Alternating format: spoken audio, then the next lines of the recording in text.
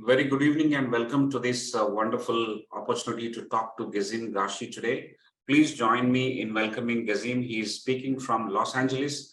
Thank you. Good morning and welcome, Gezim, to this Good morning, online guys. How are you? leadership conversation. Thank you for having me. I'm excited. It's 5 a.m. No, it's 6 a.m. in Los 6 Angeles right now.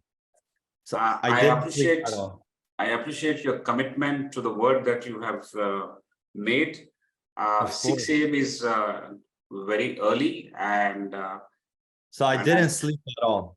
I've been awake all night because I felt if I will sleep and then wake up, I would be tired. So I haven't slept at all. I will just sleep later. I appreciate that totally, and I'm sorry for that. It's okay.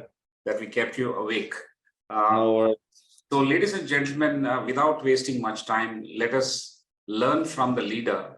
Gezim Gashi is an entrepreneur and an author, and I'll introduce shortly. He is a wonderful personality, and I'm extremely grateful that he has agreed to speak with us.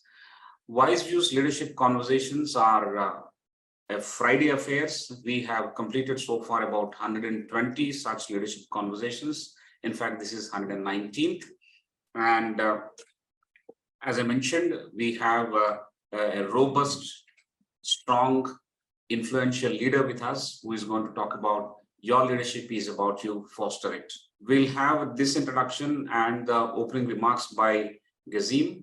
And after that, we'll have two clusters of Q&A, all in about 60 to 70 minutes from now. This is the handsome Gezim Gashi that's available with us. A brief introduction. He's an influential entrepreneur, producer, mentor, keynote speaker, and educator who has made significant contributions in a diverse range of fields. His multifaceted expertise includes being a branding guru and a key partner at the Institute of Arts and Innovation, Institute of Global Leadership, and Institute of Engineering at Oaks Christian School in Los Angeles, California. He is a compelling storyteller and speaker. Mr. Gashi frequently delivers keynote speeches at prestigious institutions around the world, including Harvard and Yale universities. His talks focus on his life's journey, entrepreneurship, innovation, leadership, and personal branding. Mr. Gashi's international bestseller, Unlocked the Power of You, has garnered recognition from both Harvard and Yale universities and features in well-known media outlets like NBC News and the New York Post. The book encapsulates his inspiring journey from surviving a harrowing childhood in Kosovo to achieving monumental success in the United States. His personal narrative is a testament to resilience and determination. Born in Aklat, Kosovo, Mr. Gashi and his family had to flee from the horrors of genocide to find refuge in Alvesta, Sweden. Mr. Gashi later moved to the United States, where he has been instrumental in influencing the educational landscape. He made history as the first Albanian Swede to launch a high school institute, the OCS Institute of Arts and Innovation. As a savvy entrepreneur, Mr. Gashi's marketing company has achieved remarkable success, partnering with iconic companies such as the Walt Disney Company and Quincy Jones Productions.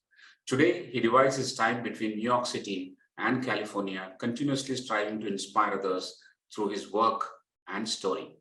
Once again, welcome to this conversation, Mr. Gezim. We are extremely happy to have you. Guys, thank you so much. I'll take one more moment to introduce my esteemed colleague, Professor Prasad.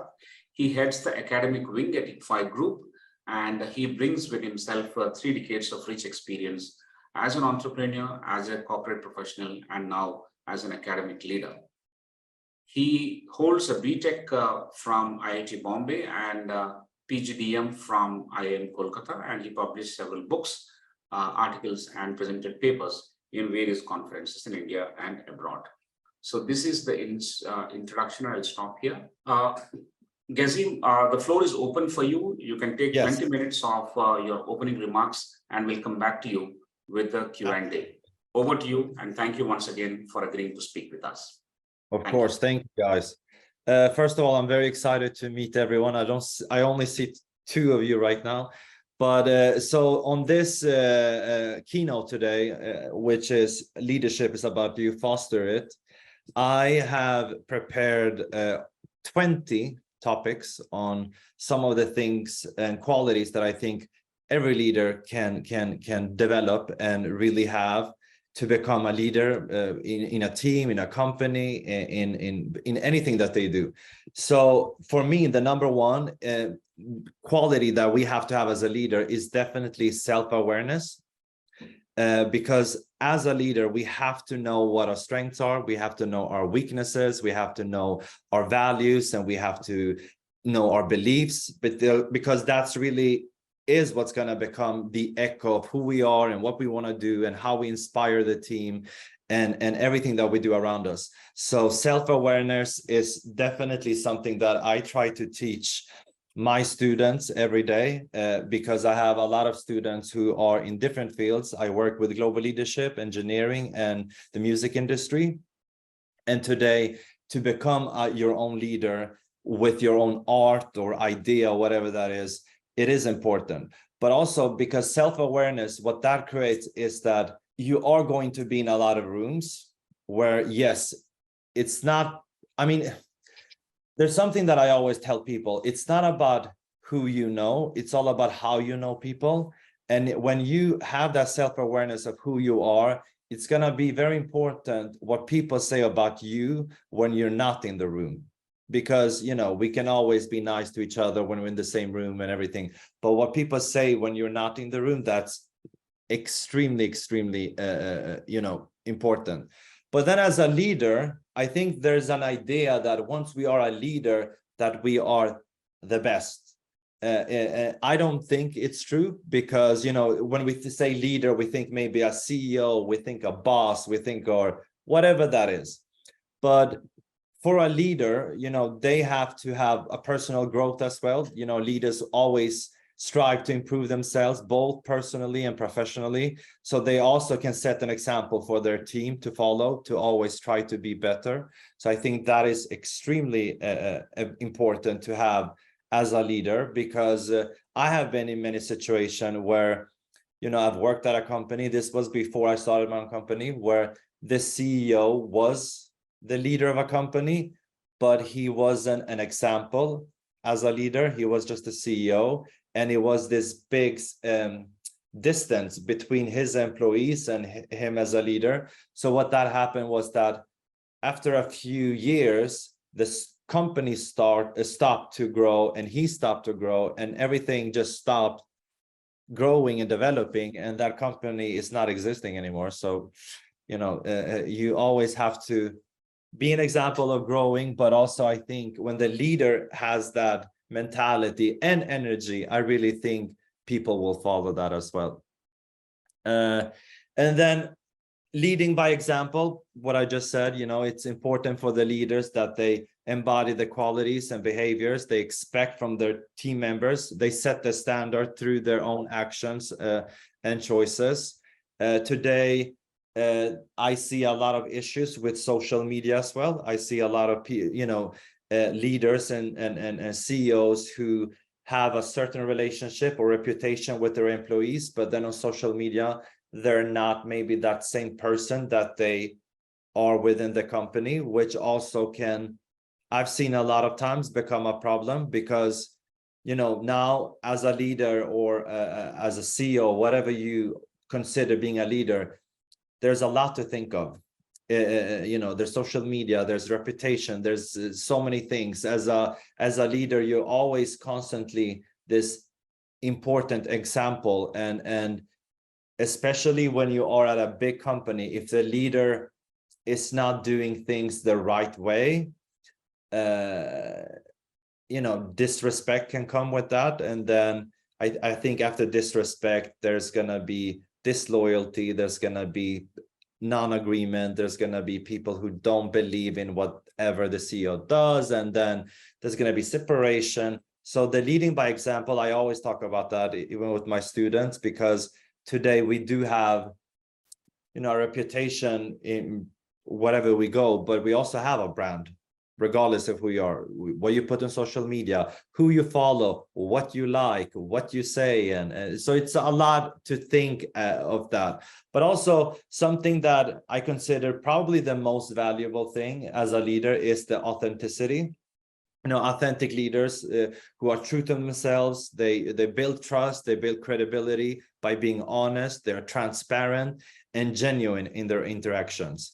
And that to me has probably been one of the keys that I've seen whenever I worked with Walt Disney or Quincy Jones Productions or anyone, is that it's genuinely been transparent conversation. It's been genuine interaction. And I think that for me has been so important to see and also to witness, because, as a leader, having a company or whatever you have, it's going to come good and bad days and things are going to go up and down. But when you have these authentic conversations and relationships with the people around you, it really can bring up some of the worst days to be the greatest days. And I think that really comes through, authenticity.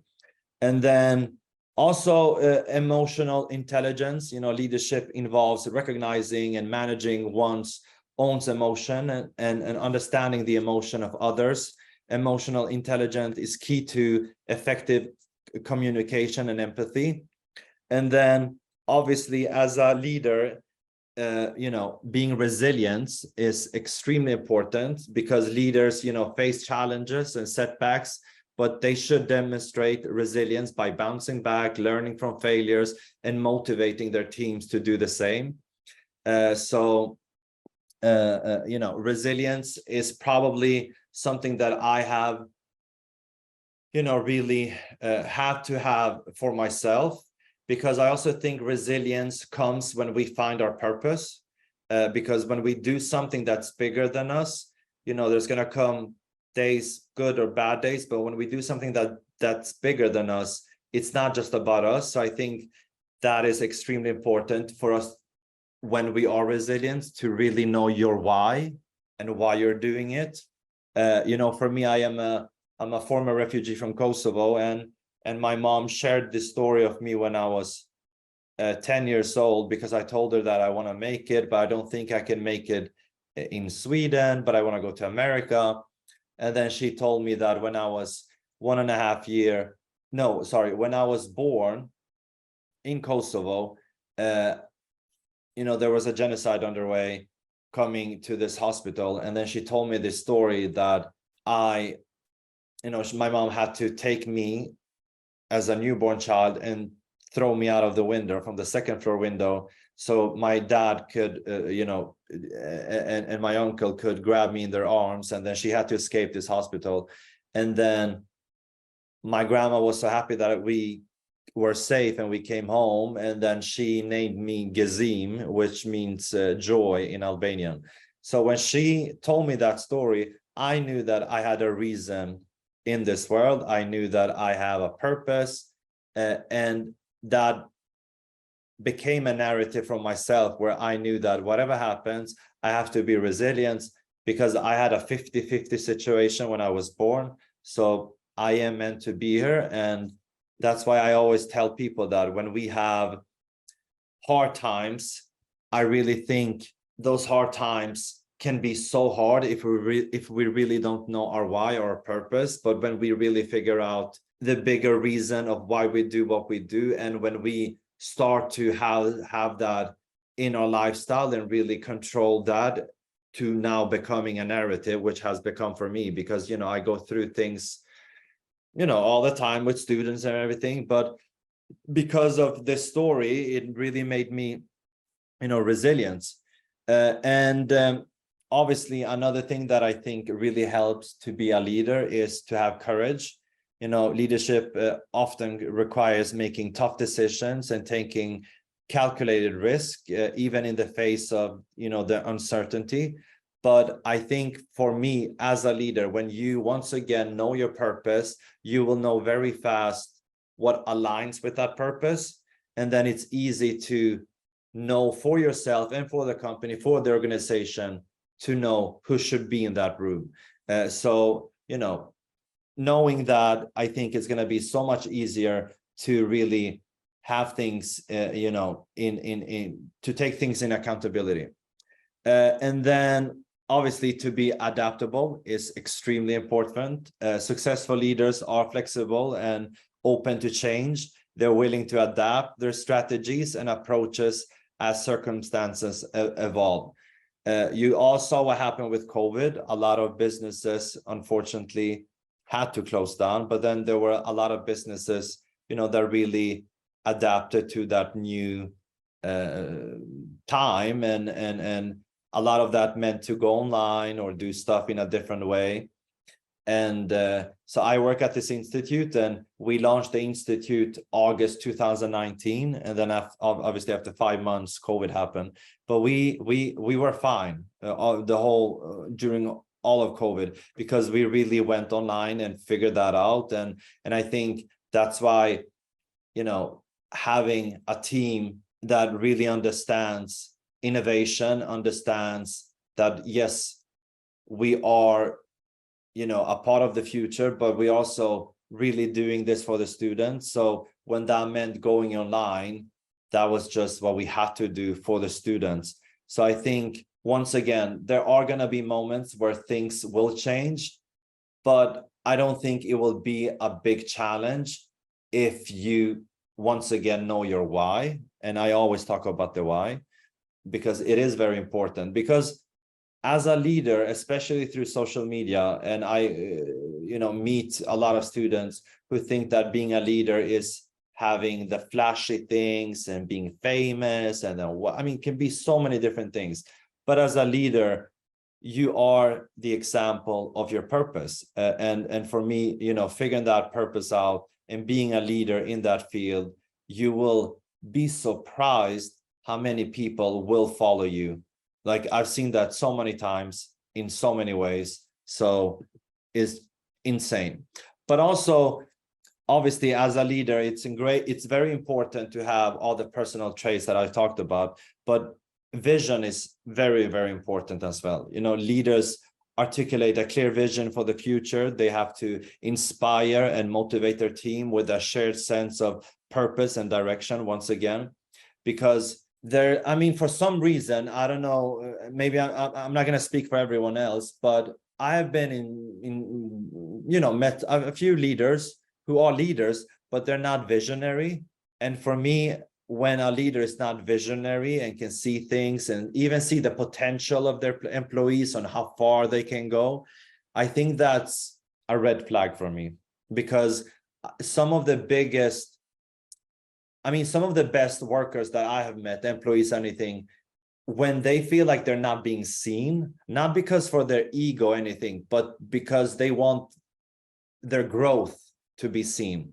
If they feel like that is not being seen, that's why most of them leave, because they feel like they are not being allowed to grow. And unfortunately, a lot of leaders don't keep up with that. They're not being visionary for their employees. They're not seeing their potential. They're not seeing, where things can go. Because, on this chat, I really want to talk about the right leader, in my opinion, which doesn't have that ego. He has that team leader, because I also want to be realistic that there are a lot of leaders out there, but they do have an ego, and it's more about working for them. But we have to find leaders that we can work with them. We're not trying to work for someone. We're trying to work with a leader and create this vision together to life and grow and make this as big as possible. But as I said, empowerment is just as important. They have to empower team members by delegating responsibilities and trusting their abilities, fostering a sense of ownership and motivation. They have to communicate. Effective communication is vital for leadership, whether it's convening the vision, providing feedback, or resolving conflicts.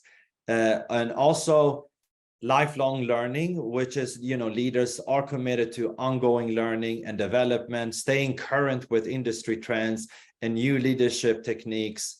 And true leaders, I believe, prioritize the needs of their team members, serving and supporting them to achieve, collective goals. And then obviously ethical leadership, upholding high ethical standards is a fundamental aspect of leadership, setting a moral compass for the organization. And then, leaders, have to strive to maintain a work-life balance to avoid burnout and lead by example in prompting well-being, because that's another thing that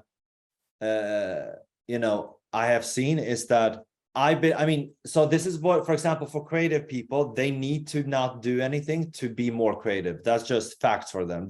That's just their lifestyle. If I have a lot of people who write songs, if they write songs all the time, they're not gonna do that great song anymore. And same stuff with people who do ideas, global leadership, or anything. If they're constantly doing what they are told to do or need to do, there's gonna be this routine where they cannot longer create new ideas, be inspired. So that's why a healthy work-life balance is very important, because I do see a lot of people who say, oh, I work 16 hours a day, but it's not about how many hours you work, and it's all about how smart you work with your hours, and how smart you are working with the people around you. Because for me, I consider myself working smart.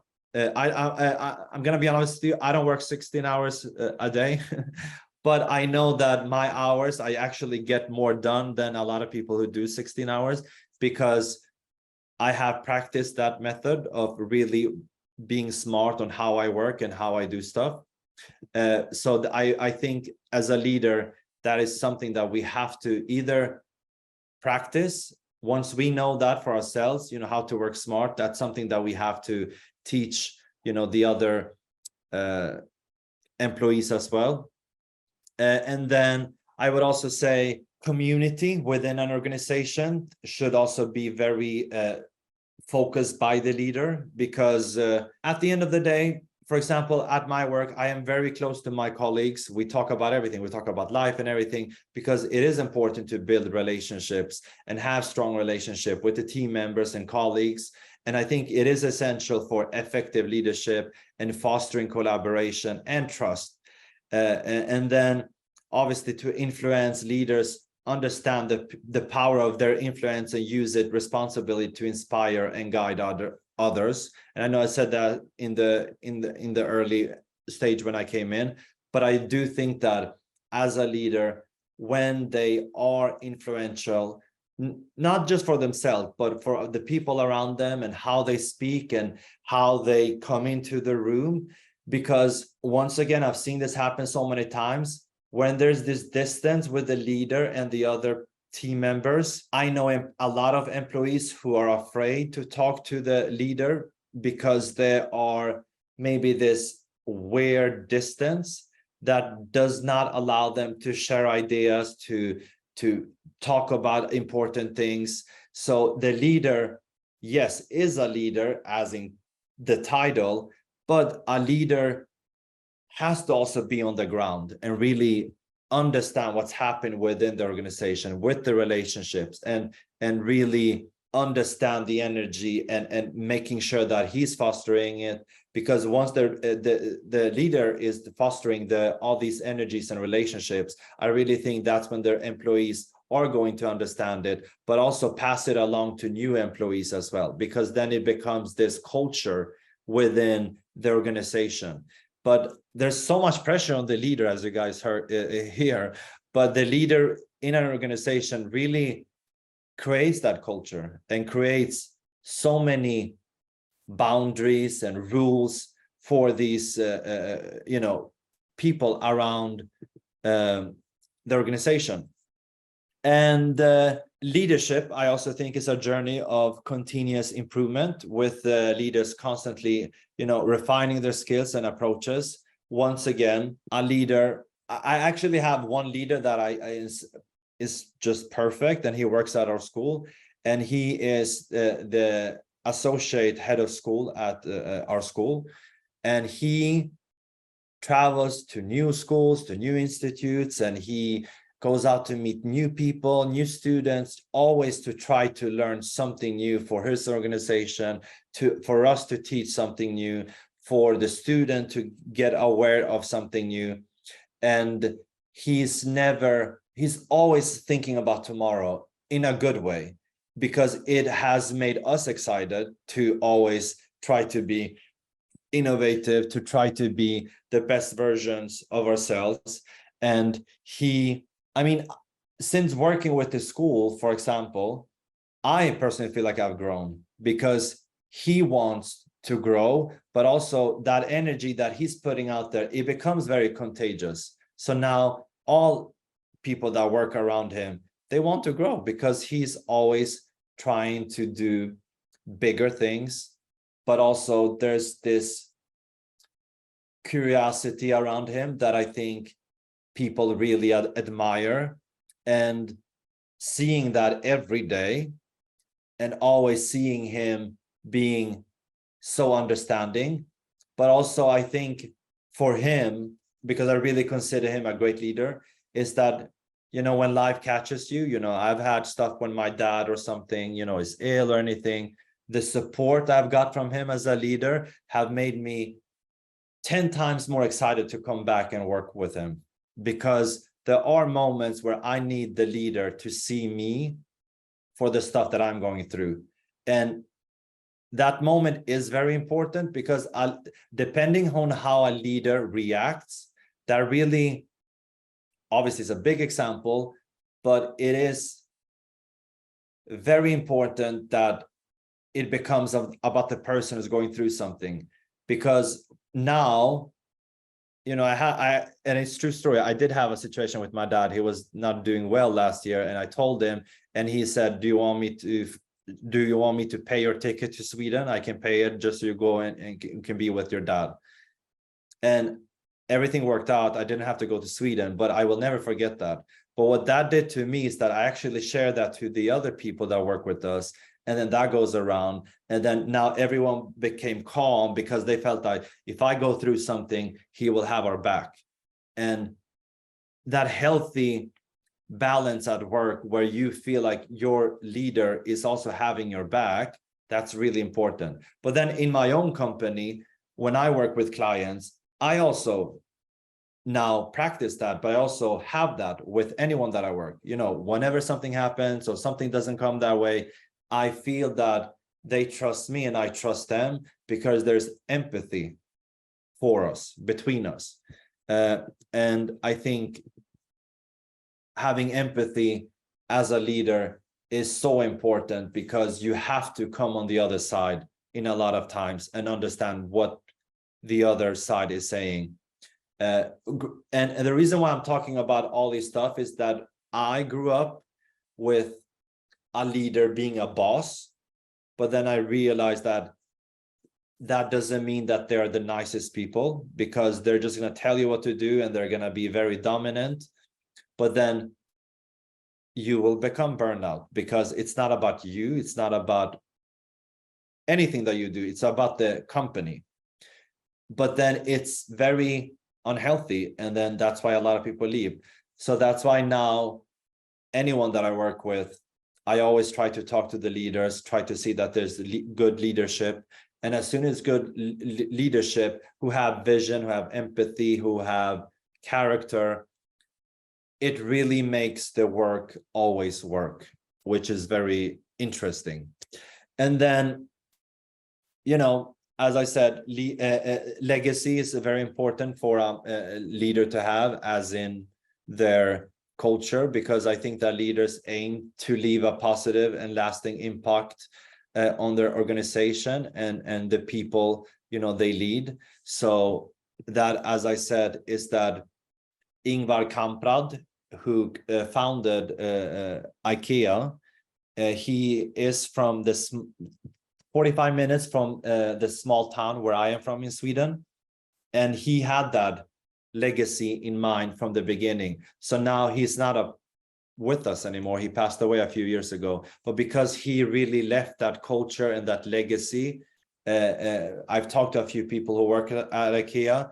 They feel like it was very sad when he left, but because of how much he shared the tools with the employees, with the leadership, administration, everything, it was a very easy shift for them to continue without him. And I think that was his biggest dream, because as a leader, to have a successful business, if you get removed from the business, that's usually not a great business, because then you, for some reason, have made it about yourself. But as a leader, if you go into an organization, you obviously are going to lead this incredible idea to become something that's sustainable. But then obviously when you want to retire, whatever you want to do, that organization should be going forward because of your leadership in that industry or whatever you've done. But yeah, so that's, I don't know how much was that, 20 minutes. It was but great. It's great. Yeah, I think because I can continue to talk about that, but I also saw some questions already coming in. But yeah, I think for me is that there's so many skills and personal traits that we have to think of as a leader. And the reason why I talked a lot about stuff about personal traits and everything is because I want people to understand that becoming a leader is so much more about than us. It's, you know, the culture, the purpose, how we treat people, and reputation, and it's not just being by yourself and having people and you telling people what to do. It's really this journey of inspiring people towards the idea that you have built as a leader, because they feel like they're doing something bigger than life together with you and not for you. So, but yeah. Great. Thank you, Gezim, for that wonderful opening remarks that you presented.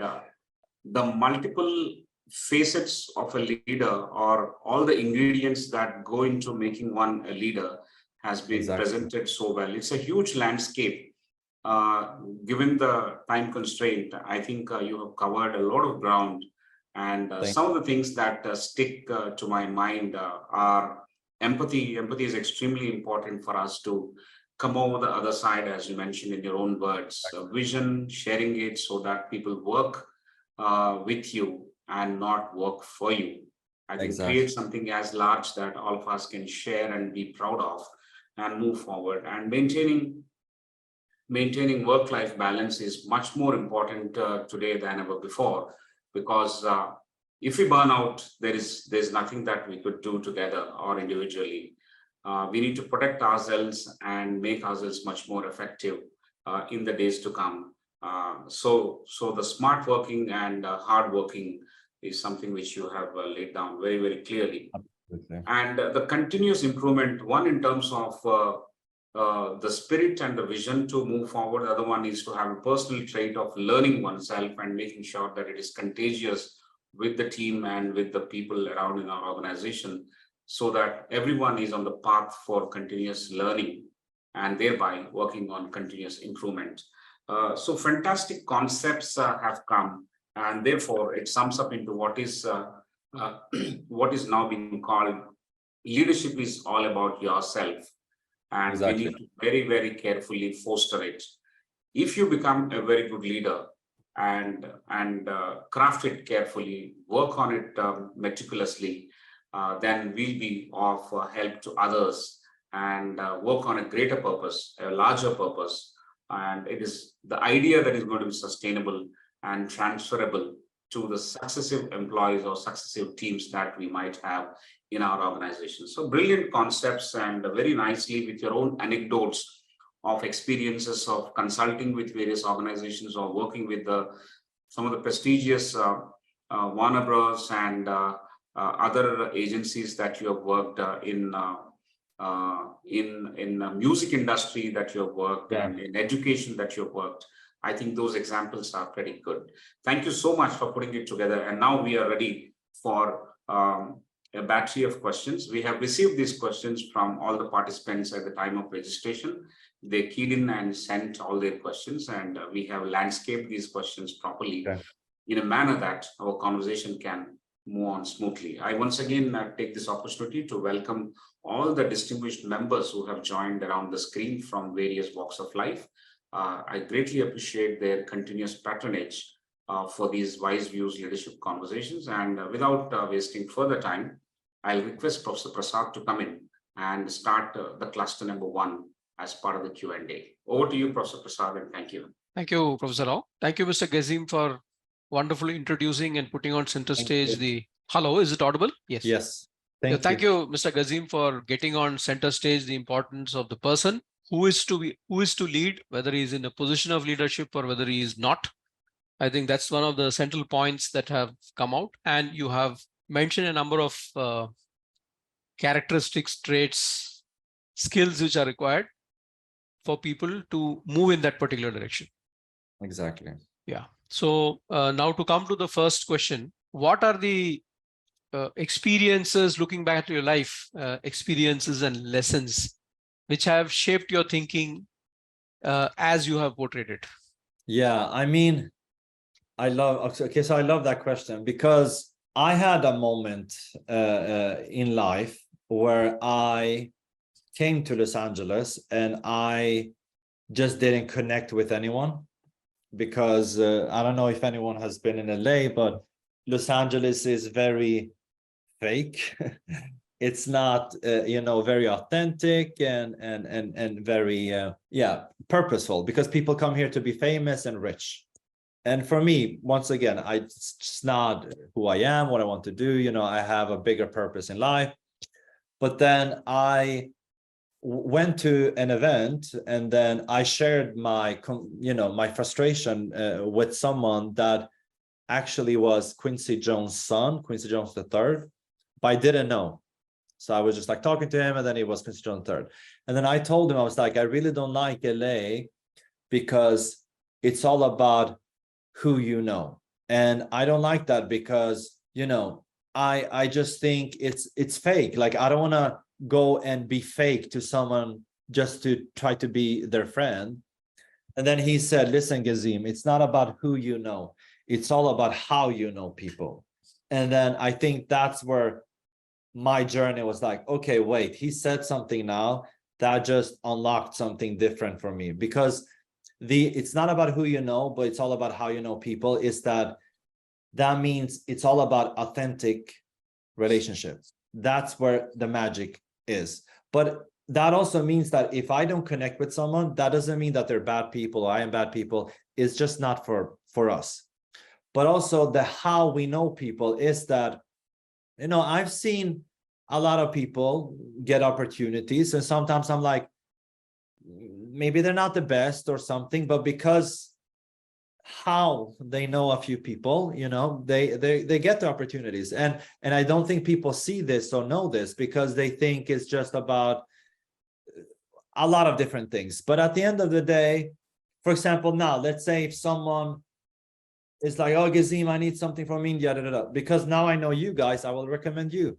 So it's easy, authentic, and how we meet and how we talk to people and how we know. But I think for me, I just didn't understand it. I really thought that I have to move to Los Angeles and be in Los Angeles because this is where everyone is. But then when I went to Sweden and I came back with a new mindset, I actually started to connect with people in Sweden, in the UK, now in India. I mean, my lawyer is from India. So it's like, different things. And I stopped thinking that things can only happen in Los Angeles because this is where people are. But then when I understood that it's all about authentic conversations and relationships, that's where the magic came around me.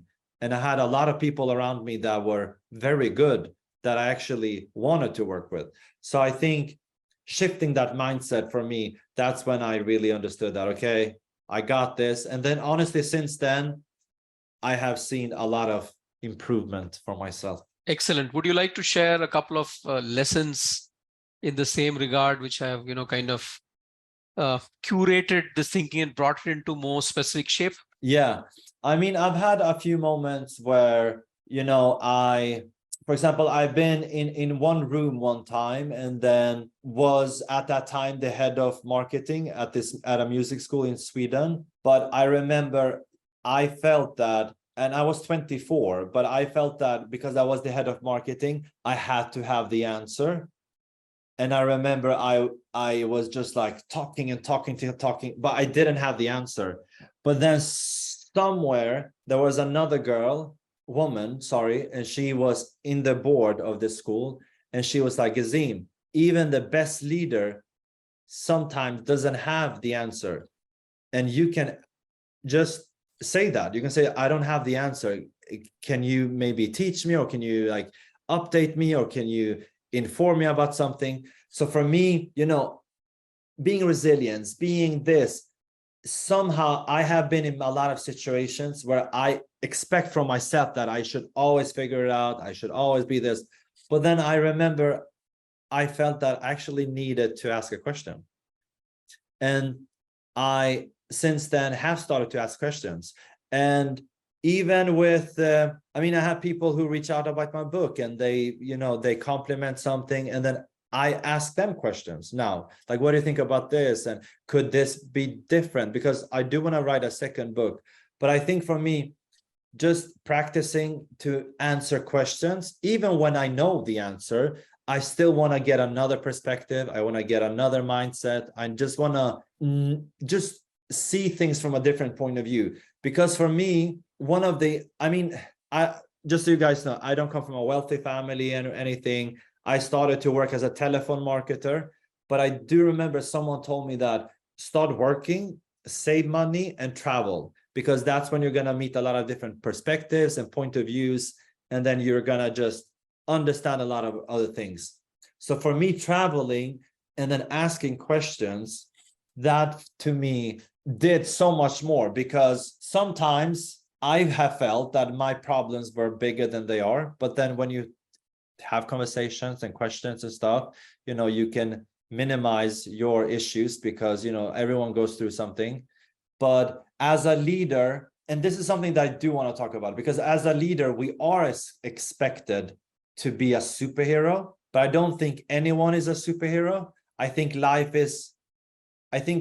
in life we have moments where we feel as superheroes, but no one is a superhero.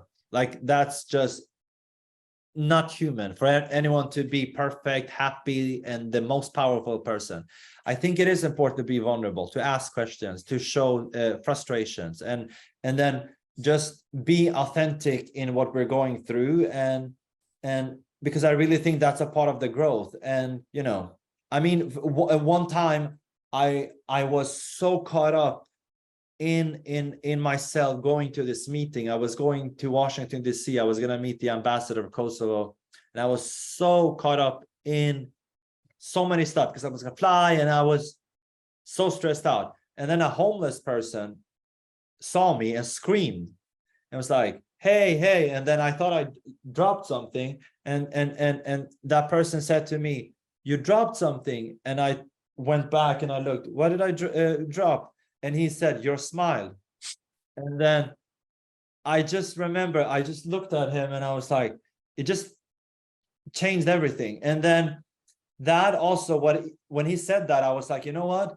It's okay to not have everything in control. Sometimes things happen, things change, but I'm going to go and be my best. But once again, as a leader, there's so much pressure. We have to figure it out. We have to be this, we have to do that. But I just think that it is okay to be vulnerable. And I realized that with asking questions and traveling, because I I got to see things. And then, yeah, the empathy that I talked about a lot before, you know, when that person who is struggling said that I dropped my smile, and we should think that it should be the other way. You know, it left a huge impact on me. Excellent. I think this opened up the conversation a lot more. I think a lot of points here. I think first is that we are human beings, and therefore we need not be perfect. We need not be superheroes. But if we show the right kind of mindset, for instance, being open, asking questions, showing empathy, a number of things that you mentioned earlier too, then it is possible to listen, understand, and our own intelligence will tell us that this is what we need to do. I think this is also a very vital part of what you've mentioned in your title as fostering it. So this mechanisms to do the fostering is the next question, actually.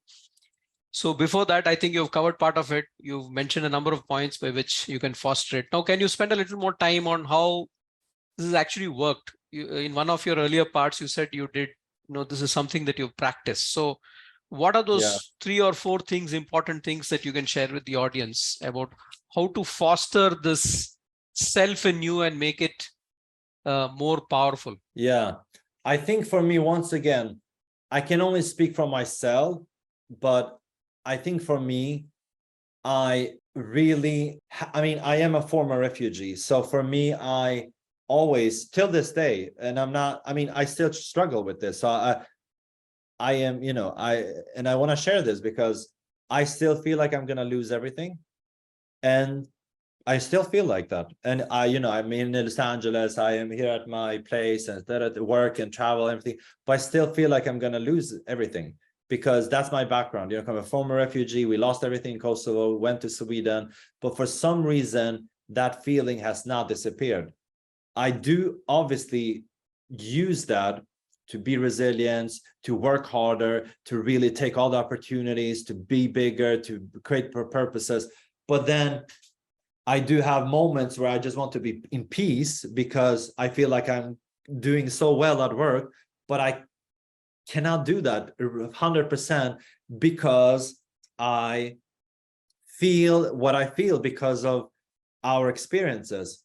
But for me, what has helped is, you know, going out for walks with listening to music and really listening to podcasts. I mean, obviously I wrote a book, but you cannot say I wrote a book, but I also read books and I talk to friends because, you know, fostering this leadership and everything that we've talked about, there's a lot of great qualities that we want to come forward, but there's also moments, as I said, you know, I you know, have moments where I work harder because I come from nothing. But then I have moments where I feel like I'm going to lose everything. And I think those moments, fostering both of them are just as important, because if I don't foster it the other way with like going out to walk, podcast, and just getting my mind off that, then I think it will be harder for me to go back to be focused and really work harder and really take these opportunities. But that's why I'm saying, like, no one is a superhero. I do have superhero moments where I'm like, today is great, we're going to do great. But then I have moments where I'm like, oh my God, did I do a good job? Will I lose everything? So, but I try to always, regardless of what I am, and I think that's what I got taught from the beginning, is because in our home, we spoke Albanian and then we spoke Swedish. And then my mom made sure that we understood the Swedish culture, but then we also have the Albanian culture. And I think that's where I started to really understand how I should see things from different sides. That's why in America, you know, most of them only speak English, but I also always tell my students, please go and learn another language. Go and learn another language, if it's Spanish, French, whatever that is, not just because to speak it, but I do think that mindset of seeing things from a different point of view is gonna come to what I have experienced, because now I have 3 cultures. I have the American one, I have Swedish, and I have the Albanian, and it has made me very broad, which has now come to a point where all my friends, whenever they're going through something, they call me, because I don't judge people. I don't you know, I just have a different point of view, because I am not stuck to one point of view. I can see that stuff from different things. So to summarize to your question, I think some of the tools that we can do is to really, when we have our good moments, be prepared for the bad moments, but then figure out what we can do to feel great when we feel good, and how to feel great when we feel bad. And really, you know, manage that both scenarios. And you know, and that I would say, I mean, for me, I can say music and walk because that really works for me. But that is something that I really can advise people to really try to figure out what that is for them, because it's like with my book. You know, my book is called Unlock the Power of You, but just reading my book doesn't mean that you will be unlocked the power of you. You know, maybe 5% of reading my book will help you to get closer to you, to unlock yourself. But then my book has still done its job. So everything in life, you know, is about taking these moments and try to take them with us as we move forward. But then we have to figure out how they're going to work for us Fantastic. and how we Fantastic. can apply it, you know? I think this has opened up the door some more. You've talked about how some of the earlier moments, call it challenges, call it disadvantages, call it some kind of a background, and which each of us have in our own way, and how that has helped you, how you've used that rather than that being a disadvantage, how you've used that in order to foster your own self. At the same time, balanced it with perspectives that you get from other worlds, which you learned as you went along. And the centrality of the task, as I understood, is that job is yours. Others can help you. For example, the book that you mentioned, others can help you, but unless you spend time, reflect with yourself, look at, and that self-awareness that you mentioned right in the beginning, and then you identify some of these things and then work on it and see how you can pivot around some of your challenges. I think that's what you are building up in terms of the response to the question. I just have to say, because I see on Instagram when someone speaks about, if you want to be successful, then follow this. That maybe works for a few people. It's not going to work for everyone. And I think you have to be prepared for that, because what I have seen is that there are people who don't understand this, is that when they see these videos, because whatever this person who wants them to be successful is not working for them, then they think they cannot be successful, because not every tool works for the same for this every kind of person. So we have to figure out our own way, but you can still be successful. Just because I said maybe through this and it doesn't work for you doesn't mean that you cannot unlock yourself. We'll just have to figure out another way. And I think that's why I don't like social media, because it is so toxic, because there are people out there who say that if you want to be a millionaire, follow these 5 steps. And then I'm like, okay, I follow them, like it doesn't work, but okay, because it's different journeys, different timing, different things. But we just have to understand that if it's not your way, if it's your way, it's maybe not my way, but I can still find something that's going to work for me. But social media is so built around that what I am saying is the right way, how I am living. In America, they see the Kardashians living a certain life. Everyone wants to live like that, but that's not the life that you should live. But social media is doing so much noises and messages to all these people, and they think that I am not happy because I don't live life like Kylie Jenner. But it's not life, but it's so much noises, and some people take it in a certain way, some people see it in a different way, but but things also come after a few time. I'm 33 now. I feel like I'm very much mature, and I see things in a different way. When I was in my 20s, I wanted to maybe be in Beverly Hills, but now I don't even live in Beverly Hills, so things change. I think that's one more point. I think what you're trying to say is that those who want to foster their leadership should also know what they should ignore from all that messaging that they get 24/7, and then look at how they feel about it themselves, and then see if there's a connect and then build on it. Excellent. 100%. I think now there's a question about what to take away from your book, and there's a specific scope for that in that question. With respect to, can you share a few nuggets from your book about how to handle failures? So how to, my whole book, I just have to say a little short about my book. My book is, yes, it's called Unlock the Power of You, but it's really a book about a lot of tools on how we control our own narrative. And there's a lot of tools that are great for how we can control our narrative when we go through failures, when we go through success, when we go through all kinds of stuff. And, I have assignments here. I also want people to really reflect on personal traits, what is good, what is bad. So it's definitely one of those books that I wish I had from myself. That's why I wanted to make it. But I think overall is that I really think when we try to understand how we control our own narrative, and that's also how we speak about ourselves. Something that I teach with my students is that, this happens all the time. I have students who do a performance, then they maybe didn't do too well, then they come to me and they say, Gezim, I am the worst singer.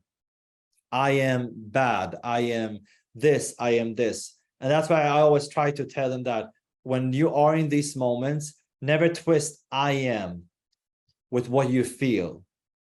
You should always, for example, if I feel sad right now, I am not going to say I am sad, because I will trick myself to think that that's my identity. But if I say I feel sad, then I understand that it is a current emotion, temporary emotion that will go away. But for some reason, failures and stuff and everything, they for some reason affect us more than good things. And for some reason, we think that that's not who we are. Like, I am bad, I did this, I am a failure, no, that's just feelings, and feelings are temporary. And I think that's why I always try to talk about narratives, how we talk about ourselves, how we think about ourselves, and really try to switch when we talk about ourselves. When it's bad, use feel. And then when we did something great, for example, I did something yesterday where I felt was really good. That's when you can say, I am so good, I am incredible, because the good things, we can take that as personal traits, and that is to boost ourselves. But and that's what even I try to remind myself, and I've done it such a good job, but obviously even I get to correct myself sometimes. So I'm like, oh, I feel, because I wrote this book, but I am a human too. I go through life and then I have to correct myself too. But it really works for me. I went through something recently and I felt in a certain way, but I was like, I'm feeling this. And then anytime a feeling is coming towards me that is a fail or anything, I just attack it as a feeling and not as an identity. I don't let that affect my character, because it's not who I am. Failure, we cannot control failure. Sometimes it comes against that, but it's not who I am. It's just a reaction to what I'm feeling at that very moment. So yeah, choosing words in narrative is so important when we face failure. I think this is great. I think the lesson that you've given is that when you verbalize your Yes. feelings, you need to be extremely careful, and you can do so to build when it is positive, but when it is negative, you need to be far more well scoped to show that this is very, very temporary. And I think that verbalization is the key word, the kind of language that you use, the narrative that you use, and the mental talk that goes on in you. I think that's what you're suggesting, that we need to change that habit and build on that so that we correct it automatically. Absolutely. Life happens. You never know what life happens and what life will throw at you, but that's not your identity. That can be a current event. That can be something, that can be anything, but we shouldn't think that that's who we are now. And failures are temporary. There's, someone said this to me the other way, and I've always said that everything happens for a reason, but then someone else said, yes, that is true, but you are also your own driver to that reason. And sometimes you drive the right way, and sometimes you drive the wrong way, but you can always come back to the right way, because we believe that everything happens for a reason, everything, but you're also your own driver to that reason. And sometimes you can lose your way, everything, but we can always go to the right way. So failures, yes, we can go through that, but that doesn't mean that. Personally, I've had so many no's in life, which I obviously at that time considered failures, but then I actually, when they say, if you knock on a door and if they say no, you are at the wrong door. I did that. I knock on a lot of doors, but then I actually created my own door, and then I opened my own door. And I did that with creating my own opportunities, creating my own mindset, and just creating a lot of stuff that I'm going through today. And I think that is one thing that a leader should also have. If an opportunity is not coming to you, you have to create it. And that's just the facts. I mean, everyone probably knows that, but yeah. I think that's a wonderful metaphor of doors. Yeah. That, you're knocking on doors, then the wrong door, and then creating your own door. I just create your own Creating door. the opportunity. Yes. You know why that is so powerful as a leader? Because when you create your own door, then you have a key. Then you can pass along that key to other people. And I think because we have to be very aware here. There are people in control who have these doors, but who are taking advantage of them in a bad way. So I'm glad I got a nose on a lot of those doors. But if we want to be a good leader and pave the way for the next generation, which I am doing with the institute that we are working on, my whole team, is that yes, you can create the door, but then you have a key, and then you can pass that key along to other people, and then more people hopefully can get that opportunity. Absolutely, and I think that kind of opportunity making through the door will also ensure that there's no competition and that you create your own value proposition. Exactly. Excellent. I think, I'll stop the questions here. We've done 3, and then I think we've opened up a lot of doors through these questions. I hand it back to Professor Rao for the next cluster. Thank you. Thank you very much, Gezim. It's moving very, very interesting. The conversation till now that we have had is coming across as very authentic. And it originates from your personal experiences to start with, your own narrative, your own story. From there to the anecdotes and experiences that you've discovered yourself with. I think these are creating the entire conversation and making it a very authentic and real discussion that we're having. And not only that, we are going to use these back into our own domains. In our own context, we should be able to use these takeaways, and that's where it is working very well. There is a fitment in what we are here for and what you're actually talking about based on experiences and evidence. So fantastic. That's where we are. I have a few questions, and I request the audience to raise their hand so that we can open the mic for you to talk to Gezim directly. And of course, in the meantime, I'll take 1 or 2 questions. I'll open the mic for a lot of people. I'll keep them here. And in the meantime, I'll take just 1 question to start with, Gezim. Okay. Yeah. We've talked about controlling our narrative, and it's really answered. So we don't have to go about those things which you touched. But legacy building is something which you can probably expand on. That's what I feel. In the sense that,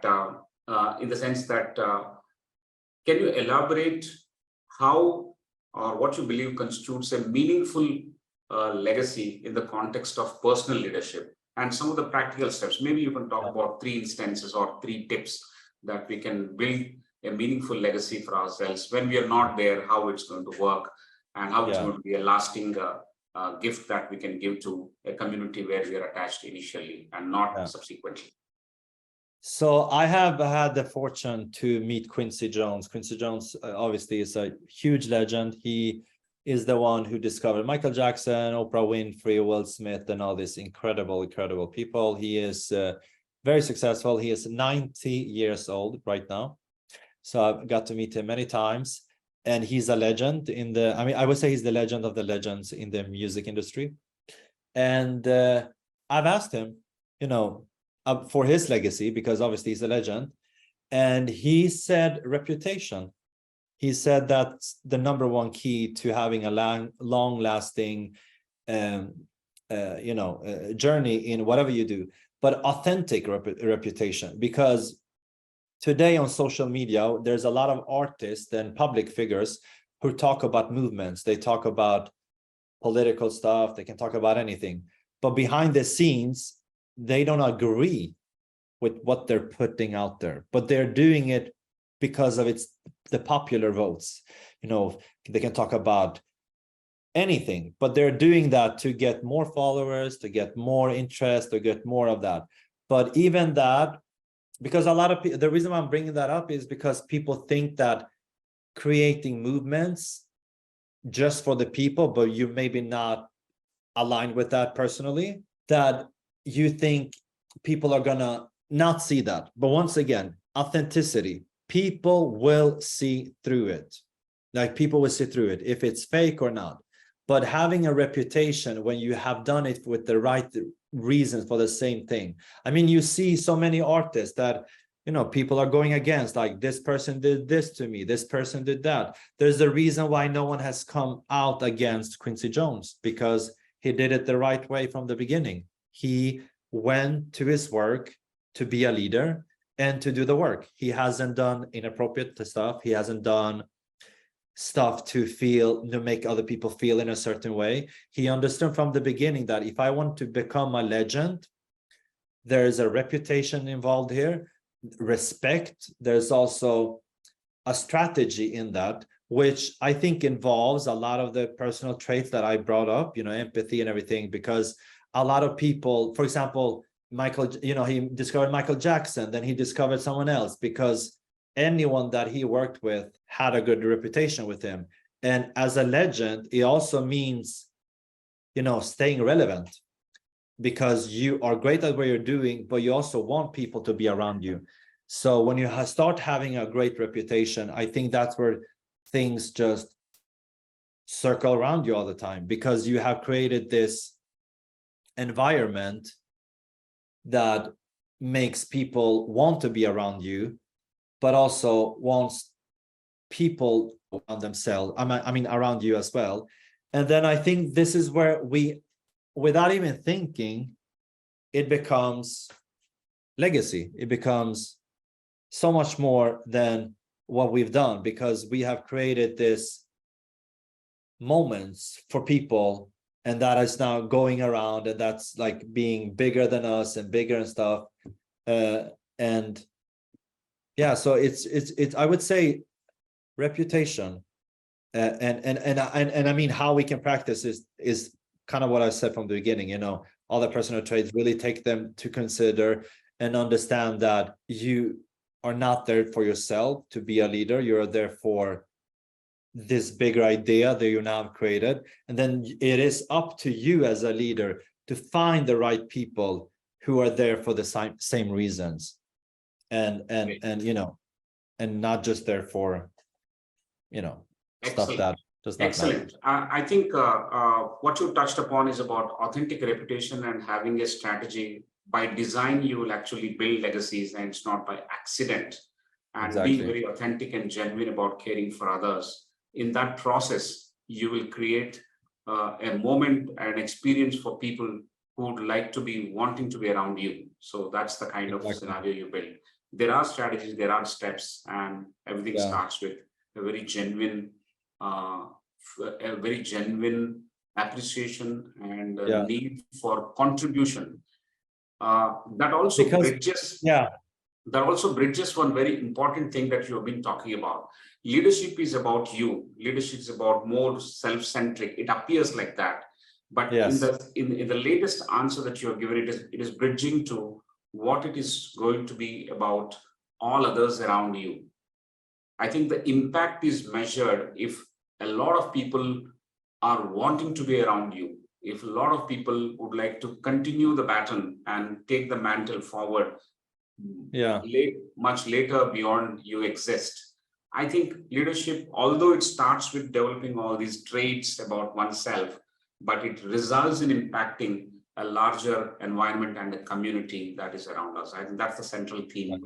It beautifully bridges. Thank you so much. I'll request Haima or Chavi to open their mic and they can talk to you. Yes, Haima. Yeah, good evening, Jasmine. I'm sorry for my bad throat. Really enjoying the talk, and then learned a lot, many aspects of life. I'm sure that I'm going to use all the nuggets what you have shared with us. Just was curious to understand how to start with this inner re-engineering of selves. Sorry, can you say that again? Sorry. How to start this inner re-engineering of self? How should we start looking inside more deeply? More deeply, yeah. I think. Thank you. Yeah, thank you so much for being here. I think for me is that, I'm just trying to think of what I've done for myself, of how I, you know, so for some reason, you know, our family story has just been such a key for me and whatever I am going through. But I also think, as a mentor and educator, I can obviously not just talk, about myself, because obviously I went through something and that has made me come to a certain point. But then I do have people who go through different things in life. But I would really say that, try to find tools that can open you up. It can be, for example, this is something that happened to me once. I went to a baking class with a friend, and anyone who knows me knows that I would never, ever do that. Because I was like, why would I waste my time going to a baking class? Like, I can do something else. I was very hesitant. But then when I went to that baking class, I got to meet a few people and they shared a few stuff. And then when I got home, I actually started to think and ask myself a few questions. And it was easy questions. It was about some stuff about how I can, scale my company to different things and stuff that I've never, ever thought about. So that's why I do like to think that if we take ourselves to, outside of our comfort zone, to the most unexpected situation that we would think that we would be on, and have conversations, I really think that can trigger us to start asking us a few questions of whatever that is. But then, as I said, for me, whenever I feel something, whatever, sad, happy, stressed, whatever that is, I really like to go out and walk and listen to music, and I just talk to myself. And that is just my story of my life, and it's worked so well. But I would love to hear you again, Haima, and see if this is going on the right direction. Yes. I'm with you.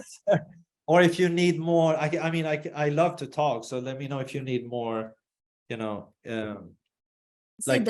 the life journey gives us different experiences as we move on. At times we go up and at times we fall down. But at the end of the day, it is how we assemble all these experiences, events, moments, and then call it a life. So in the process, if at all I want to evolve as a better human being, it is very important for me to look inside, right? So therefore I asked you that question. Yeah. I mean, for me, as I said, thank you for explaining again, because for me, really, whenever I felt in between where you said, when I need to look at myself, that's where I actually take myself in situation where I probably am not in, as I said, baking a class, whatever that is, or spending time with, can be so many different things, because I think that is actually the moments where we should not spend time to look at ourselves, but also look at ourselves through other people and other unexpected situations, and then start asking our questions. Because it's like, I have so many friends who write a song, right? And when they go to the studio and they're like, we're gonna write a song today, it doesn't come. But then when they meet maybe you, Haima, and you tell them about something, then they go back and they're like, I met Haima and she expressed it. Then they write song. And that's life for us as well. We have to sometimes experience life through other people, their problems, their stuff, and then come back to us. But I think when we get stuck to where, I've been there as well, where I'm like, but I'm taking that time for myself. I think that's where we can get stuck being stuck. And that's where we need to separate ourselves and just be in unexpected situations and go to a baking class. Maybe not, but we can find something else that you can do. But I would say that has helped me a lot. And I'm sure that would like a bit of compassion. That's what you're trying to mention, right? Yeah, compassion, but also, as I said, sometimes it is okay to not have an answer, to not maybe know what I'm going through, what I'm feeling, but we have to do something else. And then maybe we can come back to that and to those questions that we feel, but we shouldn't be stuck. And I think, we as humans, we love punishing ourselves sometimes when we Yeah. feel something. But that's why we should just like separate Yes. ourselves and be okay that whatever we're feeling, I mean, it is okay. I mean, as I said, I wrote a book, and you guys did such an incredible introduction that I almost asked myself, like, is this me you're talking about? Because yes, I know I've achieved a lot of stuff, but I have moments today where I'm like, what am I doing? Like, is this like, you know, and that's just life. And I have accepted that, you know, I still look into myself and want to do bigger and better and things. And so, and I love that you feel that, because that is one of the most important traits to have when you want to grow, because Yes. that is your reach of growing. You want to Yes. grow, but Yeah. sometimes we just don't know how to connect or communicate that. Then we think we are stuck. But Yes. I like when we have those moments, because that's how we grow, because we are Yes. really trying to find something. I get more nervous when someone is just like, yeah, I'm going out tomorrow, and I'm like, but do you have that moment? No, I'm going out party this weekend. I'm like, but you need to, you know, everyone needs that moment where like, are we, you know, are we doing the right thing? Am I with the right partner? Am I doing this? Yeah. And just it's important to feel that. So I think you are okay. I like that you feel that, but you will be okay. Thank you. Life is an ocean of moments. Yeah. But as I said, you'll be fine. I promise. Yeah. Yeah. Thank Thank you. you so much. Thank you, Haima, for that interesting question. Thank you, sir. The lessons from the baking class is to keep ourselves out of the comfort zone, try and learn in unexpected situations. Yep. But the bigger point that you made, Gezim, is that it's okay to be vulnerable, and it's okay to acknowledge vulnerability, and Yep. And try it's not to okay get to stuck. not, yeah, and it's okay to not have the answers. I think that is the most, I mean, how do I say this? That's probably the toughest thing that we do to ourselves, is that when we crave the answers and when we want the answers and they're not there, we think we are at zero, and that's not true. You know, it's not true. Yes, I always see that as a signal. I see that as a signal of growth. I see that as a signal of a message that, okay, you know, I feel something, it's coming. It's maybe not coming right now, but that's why I try to go out there and do something, and, you know, just to feel that. I mean, I love when I start feeling stuff like that, because I know that a new chapter is coming, something fun is coming, and because it's always going to work out. I mean, I somehow I just think life is meant to work out, you know. Then it's just up to us to like figure that out. But I do love when people as Haima feel that, because they might feel that they're stuck, but for us who are seeing it, we're like, oh, something nice is coming to you, because that's the direction you're going to, because you want the growth, you want to change something. But obviously when you're it's like when someone gives you advice, as people, we are so interesting. You know, I sometimes can do something, and then a friend can give me an advice, and then when the friend is going through them, and I can give them advice, and then it's just like, I mean, that's just people, how we work. But yeah, life is about growing. I think it's okay to not have the answers, and everything will be fine. Everything will be fine. It's okay not to have answers. We'll move on. I'll request Chavi to ask her question. Over to you, Chavi. Good evening, sir. So, you already inspired and motivated us so much. So, my question to you is that usually we take decision making as a key aspect for the leadership. So, my question to you is how to choose risks to avoid making the wrong decisions in our career journey. Like, Yeah, how can you just avoid? How to yeah, take a positive decision towards yeah, our employee or our company as yeah. a leader? Yeah, so this is what I'm gonna say, because obviously, you know, I've seen all that happening. I believe a good leader is someone who can take the risk, but if it aligns with the purpose of the company, if it's the right decision for the purpose of the company, then as we all know, sometimes things doesn't work out. But that's what I'm saying, like when leaders don't work after a purpose, or a company after a purpose, or whatever that is, that's usually when I get worried, because I don't think it's easy to see if you're making the right decision when you don't have a clear reason or message of where you guys are going. But I also think it's extremely powerful and necessary when leaders sometimes take the wrong decisions and how they turn that to become the right decision. Because as life, as I said, you know, everything happens for a reason. Sometimes we drive the wrong way, sometimes we drive the right way. As a leader, company, organization, we are gonna somehow think we do the right decision, but it doesn't come out right. How can we turn that around to become something at least good of it? And that is probably one of the biggest strengths a leader should have and can have, because that's where we go back to resilience. If you as a leader really have the resilience, bad or right decision, whatever that is, you have that and you have practices that, you will be able to turn around things.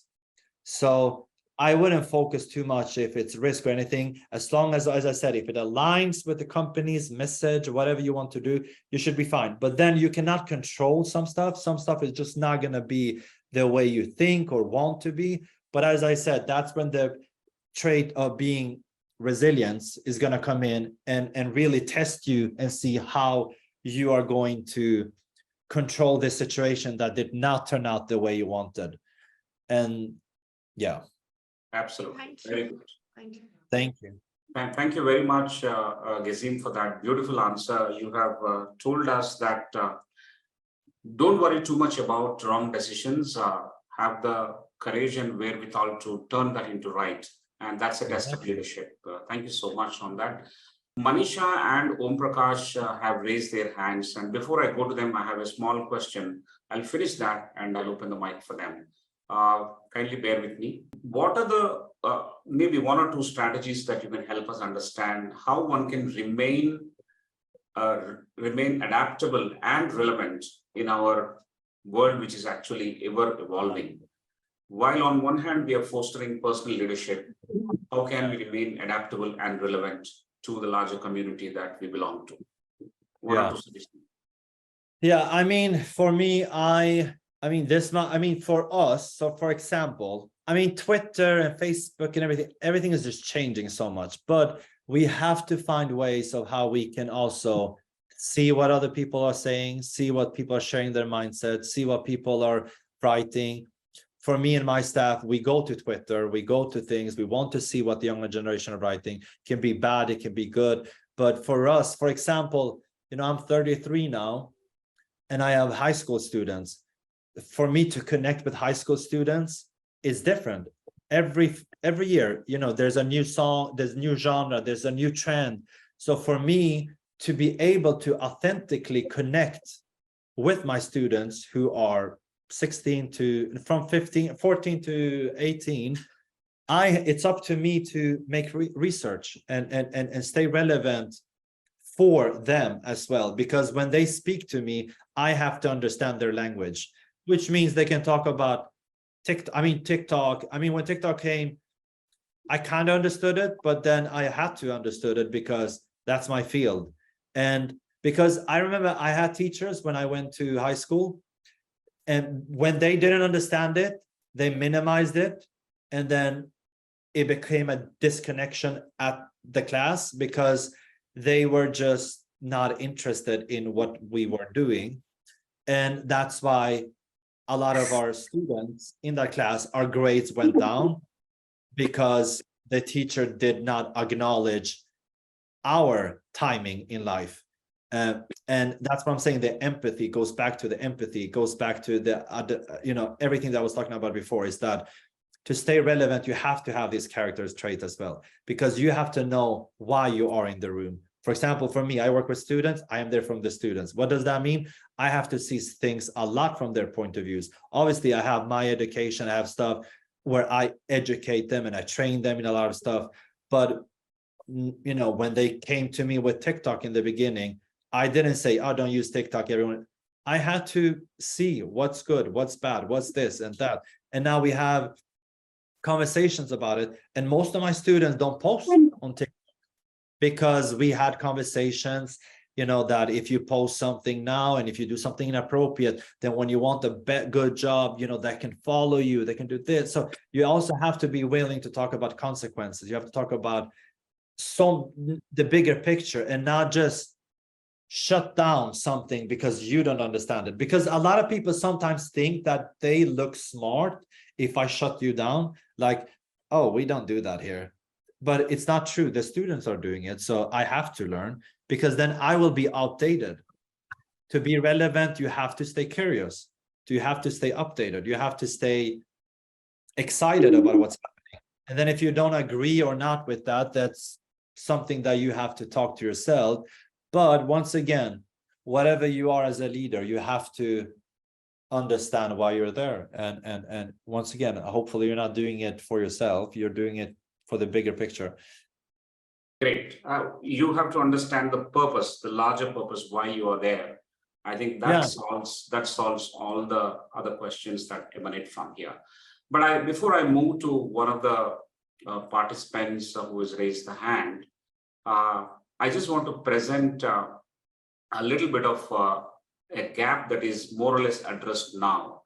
Earlier in your talk, you mentioned about social media is so toxic, and there is a greater dissonance in what is the real self vis-a-vis the social media self.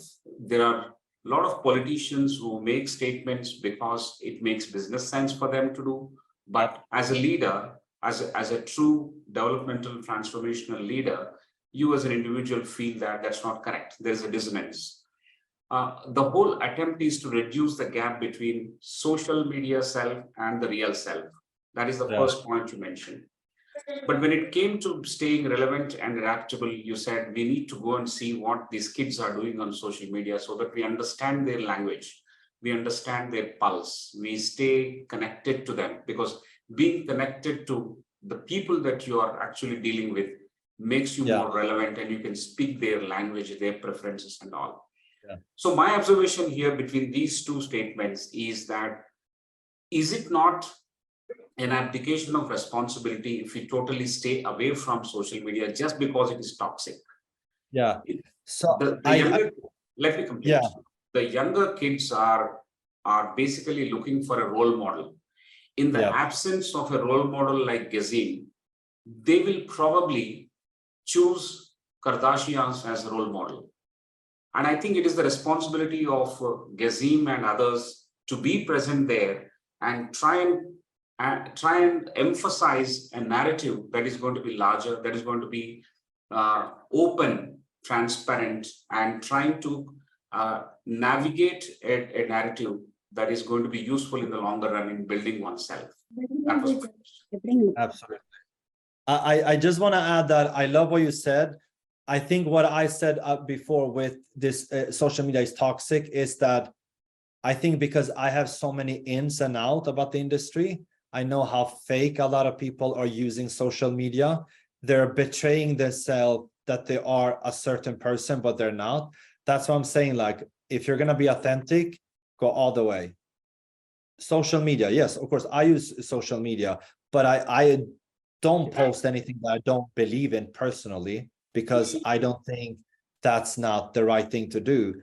But when it comes to the students, I have been in situations where I tell them, for example, we shouldn't do this, but then Kim Kardashian tweets something, and then I have to see what they're tweeting, because I need to be like, oh, did you guys see what happened today? So let's talk about that. But I think when I went to high school, my teachers didn't want to see what happened in our world. And then because the people were just cooler, these famous people, I somehow believed in them more. But that's why I think for us, it's important to see what these kids are going through, and then be able and ready to talk about that as well. And not just like, okay, I don't follow Kim Kardashian, but Kim Kardashian is saying something to these kids. So we have to be ready to talk and have these conversations, and not just, you know, do the short work. Great, fantastic. It fits now. It's complete now. Thank you so much. I request Manisha to raise a question. Hi, Gezim. Am I Very much. audible, sir? Yeah. It's been really great hearing to your talk.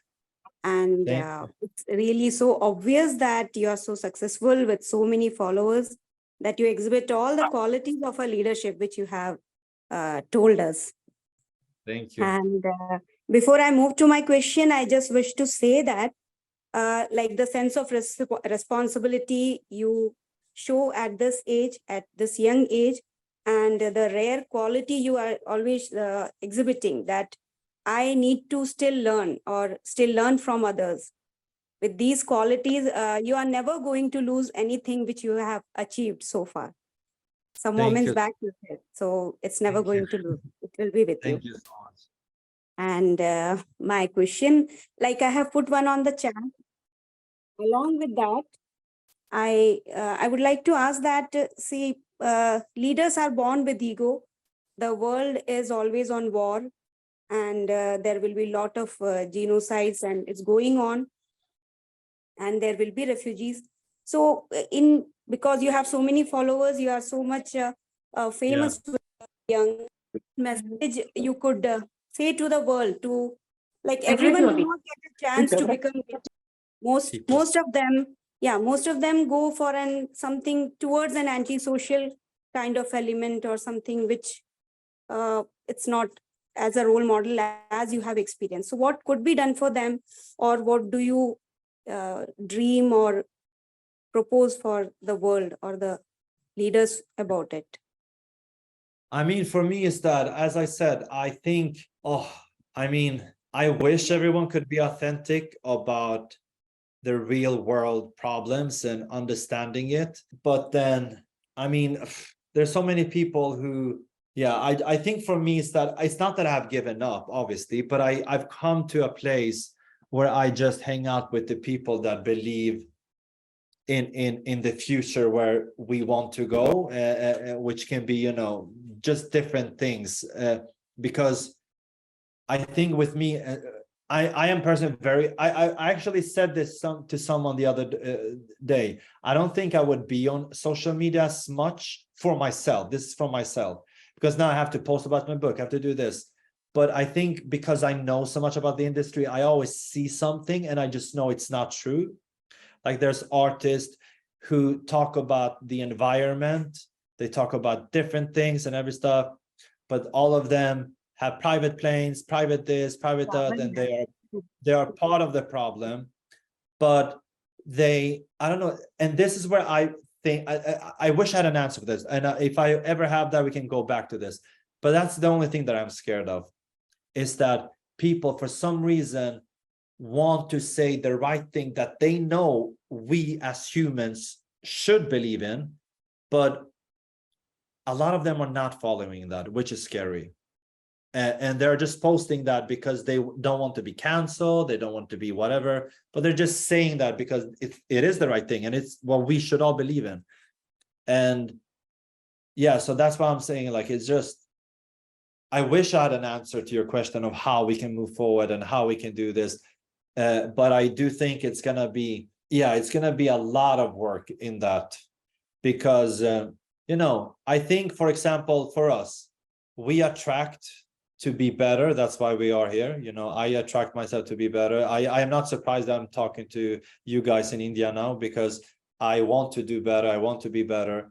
But there's also a reason why these people that we are thinking about are not here right now, because I think they tell people they want to, but they're not.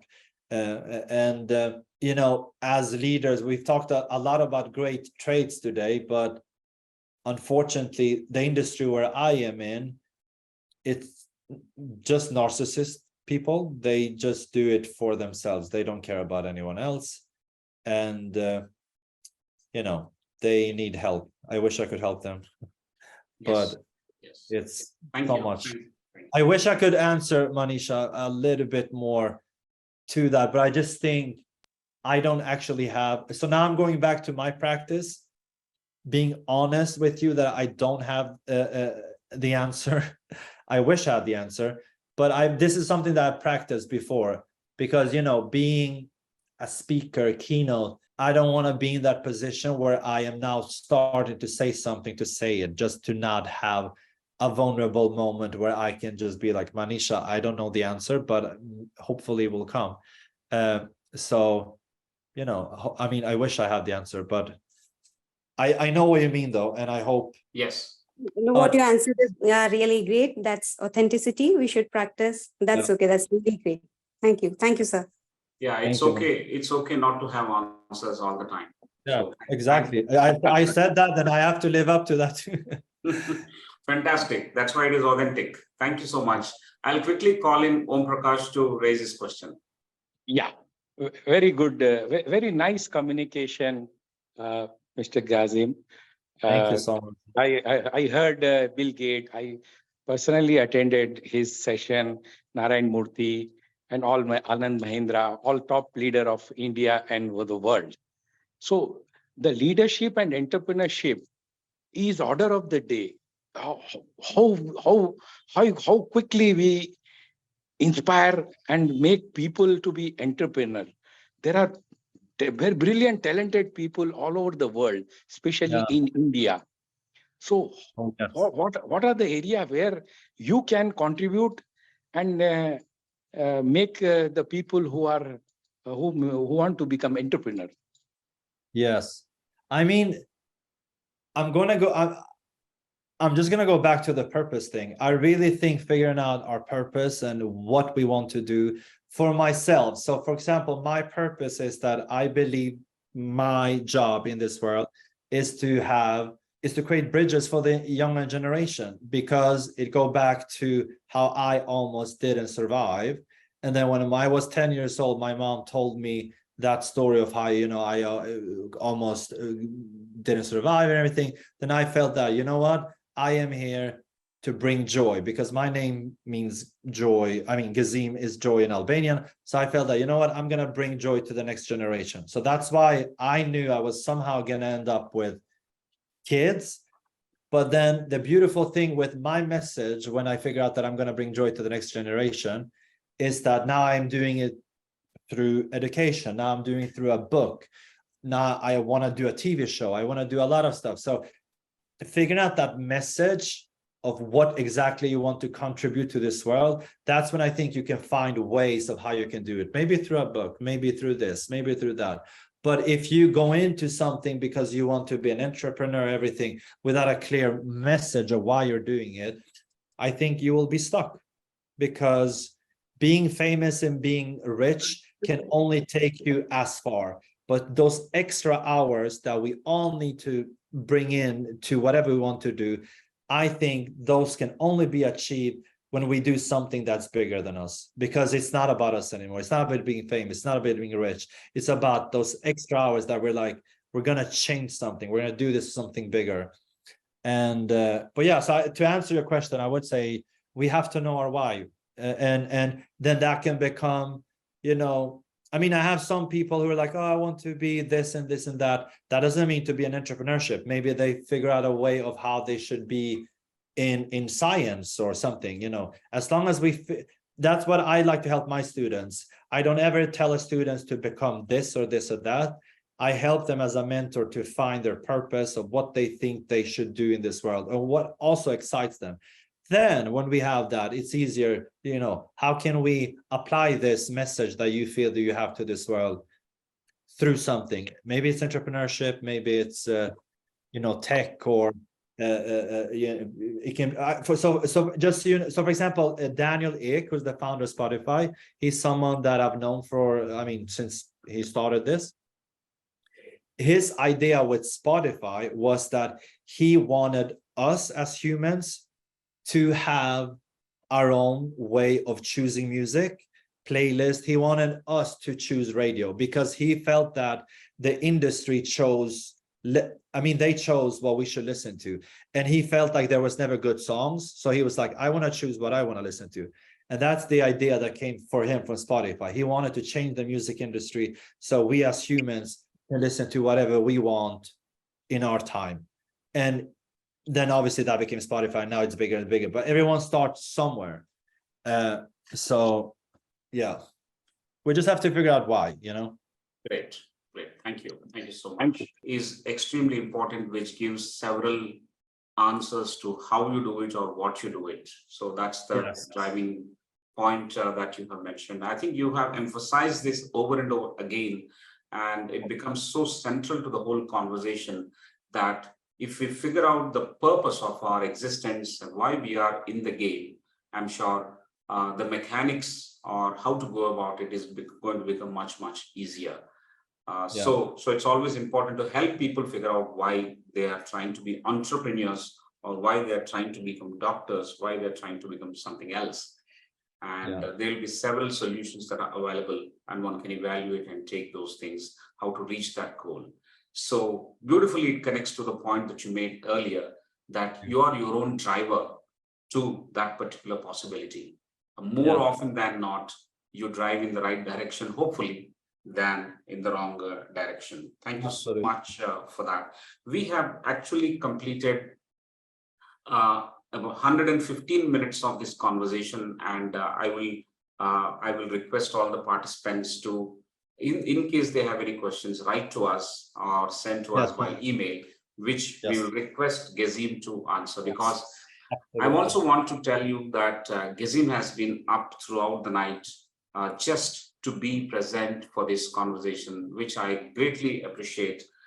In Indian language, verbal language and non-verbal language, this is a symbol of thank you to you. Thank you. For your commitment to be present for this leadership conversation. I mean, that's priceless to me. And all of us around the screen and everyone at ICFAI appreciates this and values this commitment that you have displayed today. And you have patiently answered so many queries, and you have been very, very authentic, as I mentioned earlier. Thank you so much. I appreciate that so much. I'll take a moment to just summarize the way we proceeded. You have explained almost 20 different characteristic features of a leader, what makes one a leader, what one should focus on, and what one should actually defocus. But what remained very strongly with us is the authenticity when you narrated your own story of your past and how you made yourself so successful as an entrepreneur, as an educator, and as a mentor in a different country and a different land. I think that communicates so much about you, and it's an inspiring journey of your life that is going to be very contagious for many others who are aspiring to be what we are. The story of resilience that you have narrated through your own experiences, and also as part of your work, not just the personal journey, but through your work as well. I think that defines what we are going to be.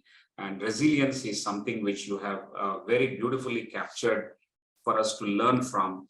I think it puts everything as a leader that one can take forward and inspire the people and connect ourselves to the larger community. Of course, the other aspects of empowerment, other aspects of work-life balance and influencing people, thereby you build cultures in your own organizations, in your own systems, in your own societies. That is pretty interesting. Legacy building, you have elaborated quite well. And all these traits, all these practices have led to the journey of inspiring people, which is in your own words, that is what his leadership is all about. You have also advised us not to drop your smile. I mean, that's by an anecdote and your own personal experience. Crazy. That's amazing. Not to drop your smile. And it's okay not to have answers to all the questions. How we can see ourselves through others, placing ourselves in unexpected situations and learning from others, that could probably unlock a great deal of questions that we have in our own mind. Rather than going through the beaten tracks, sometimes we should go to unexpected situations. That is lessons from the baking class that you have narrated yourself. But this will help us as an individual and as a leader, how we enjoy when we feel good. We would also like to feel great. But when there are moments of feeling bad, how do you turn that into feeling great as well? I think that is again a defining moment for us to feel. But the framework in which you have mentioned these things is that some of these reactions are moments and feelings. This is not permanent. I think some of these feelings will only remain temporary, but I think over a period of time, when you come out of it and see the why of it, you'll be able to bounce back. Again, it connects to resilience. So it's so beautiful. I'm trying to relive and enjoy what you have explained over the last 100 minutes that you have spent with us. The restrictive prescriptions that are there as a practice on social media, people talk about prescriptions, people talk about what others should do, but they themselves do not practice. Preach more, practice less is something which we should abhor. We should actually awaken the youngsters and everyone around us to this reality that we should not get carried away by what some of the narcissist icons try to do. But I think we should reduce and minimize the dissonance between the real self and the social media self. And we need to be as authentic as possible. And we also have to learn as we move forward how to ignore these noises and stay focused on our purpose instead of getting carried away by so many make-believe tactics that people practice. Social media is a weapon that can amplify whatever you do. It can amplify the good, it can amplify the bad. But I think it is for us to ignore the noises and choose the right thing and build oneself towards both the acquired narratives as well as one's own narratives that you put out to be more positive, so that we are constantly watched by everyone, so that all the people who are watching us will take a cue from this, and we will be responsible for creating a positive environment around us. And that is going to make build what is called a good reputation for yourself. And your example of Quincy Jones of building legacy is about building authentic reputation all the time and making people wanting to be around us. So with these few messages, one further road I will give you. Your name is Gezim, it means joy, and probably there's a greater purpose when your parents named you Gezim, and you bring about this joy to the next generation. You are quite successful in that. You are bringing joy.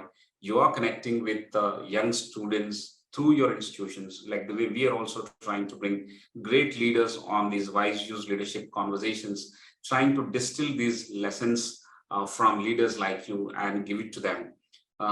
All these are freely available for all our participants to actually pick up and apply in their own domains. Yes, together we are trying to bring joy. But I'll tell you one reality, and this is the last point I'm making. Gezim is joy, and Gashi is a dish in India. Okay. Gashi is a food dish, a delectable food dish in India, which is more popular in the southern west part of the coast. This is called Konkan coast. In that coast, there is a food dish which is called Gashi, which is both vegetarian as well as non-vegetarian preparations that we have. So I'm sure your experiences and your lessons and your availability today has left us a joyous food for thought for all of us in India. On that happy note, thank you so much, Gezim. Thank you so much. I am very, very happy. And it was definitely worth staying up. It's 8 a.m. now. I haven't slept yet. I'm going to sleep. We wish you all the best, Gezim. We'll stay connected. Thank you so much, everyone. We'll prepare a summary and share with you. After your approval, we will upload it on our archives. I will keep writing to you. Thank you so much. Have a good sleep. Have a good sleep now. Yes, I need to sleep now. Thank you. Thank you, guys. Thank you. Thank you so much. We'll speak soon. Thank you. Ladies and gentlemen, we have completed 119th leadership conversation, and we are going to be present next Friday at 6:30 p.m. on 15th of September with yet another leader. Brigadier P. Ganesham is going to talk about the grassroots creativity for life. And lifestyle for environment is the emphasis of this talk, who has actually founded Palle Srujana. It's in the rural areas, how one can bring creativity at the grassroots level and care for environment through our lifestyles. We have a great thing in store for us to learn from next Friday. Do join us at 6:30 p.m. Till then, try and understand more about unlocking yourself so that you discover the power that is within you and build a leadership that is more about you without actually disconnecting to the broader responsibility that we have for the community or the organization that we belong to and we need to connect to. On one hand, we are focusing on building oneself, but that building oneself is to make oneself useful to a larger, broader community at large. So with this, we would wish you a very happy weekend and see you back next Friday on September 15th. Good night.